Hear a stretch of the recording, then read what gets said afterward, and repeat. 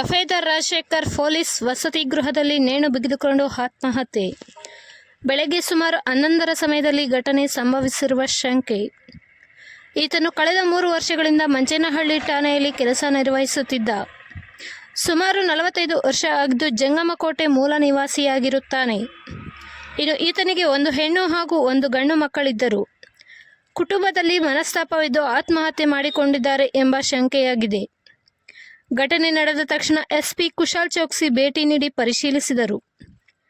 ಮೃತದೇಹವನ್ನು ಮರಣೋತ್ತರ ಪರೀಕ್ಷೆಗೆ ಚಿಕ್ಕಬಳ್ಳಾಪುರ ಜಿಲ್ಲಾಸ್ಪತ್ರೆಗೆ ರವಾನಿಸಲಾಗಿದೆ. ವರದಿ ಶಶಿಕಿರಣ್, ಮಂಚೇನಹಳ್ಳಿ.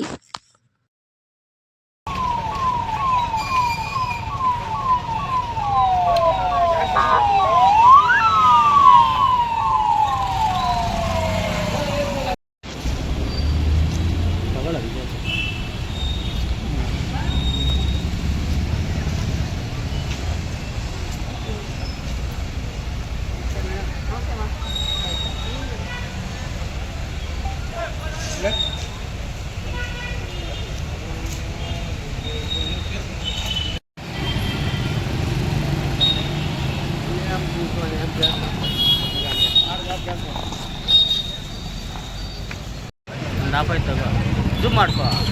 ಜೂಮ್ ಮಾಡಿದ್ರೆ ಕ್ಲಾರಿಟಿ ಬರಲ್ಲ. ಲೇಟಾಗಿ ಜೂಮ್ ಮಾಡ್ಕೋ. ತೆಗಿಯೋ.